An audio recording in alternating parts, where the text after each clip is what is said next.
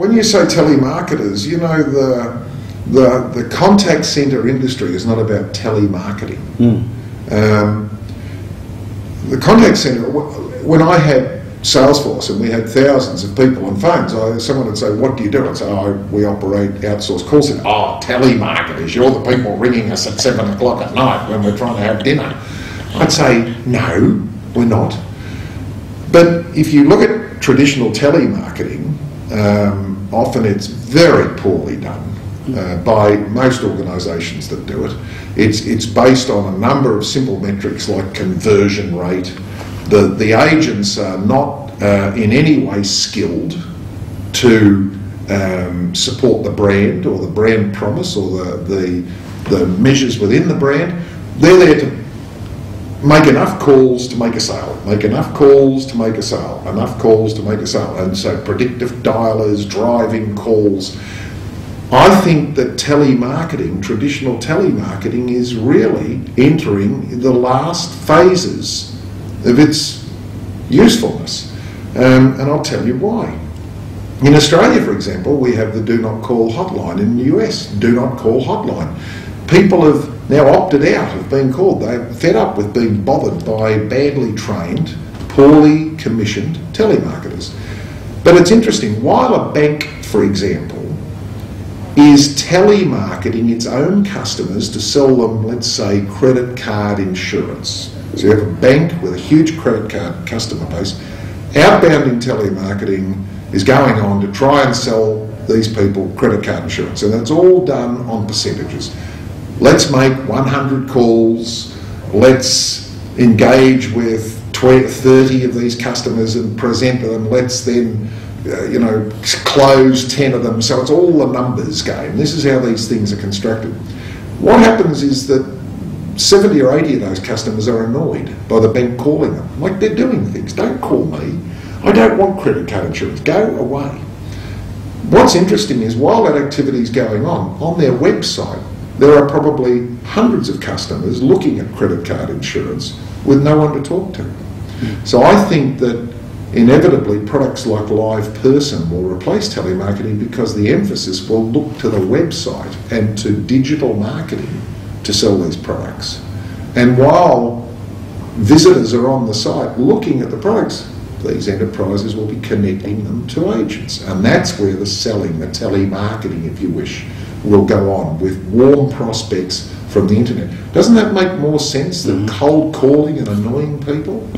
So I think traditional telemarketing is really same as door-to-door selling in Australia. Door-to-door selling is still a big channel, but it's been legislated against. Now it's going to be illegal in Australia to knock on doors after 6 o'clock or to go and make appointments to come back. So companies will have to find other ways of getting in front of prospects. I wouldn't involve the manager of the call centre in that decision making. I would go to the CEO of that company and I would say, okay, so what does your brand promise? What are the expectations you set within your brand? Does your brand and the things you say about your brand imply that you could get a phone call from a telemarketer from Bangladesh at 6 o'clock at night to try and sell you a product or a service? Is that what your brand implies? If I have a relationship with you as a company, can I expect that kind of behaviour? And the CEO would always say, no, certainly not. So I think that there are now, and the internet, as I say, is one way, and smart ways to connect customers, responding to advertisements or commercials or digital advertising.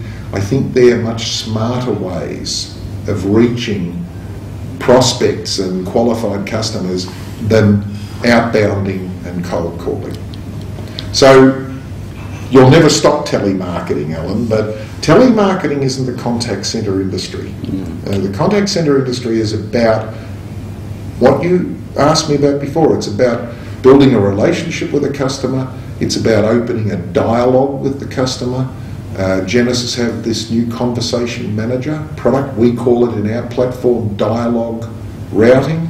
So if you've been a customer of ours, or if you were a prospect that called us 3 months ago, if you call back, the agent who takes your call should instantly see that you've called before and should see what happened on that call and should be able to continue the conversation almost from the point that it was terminated 3 months ago.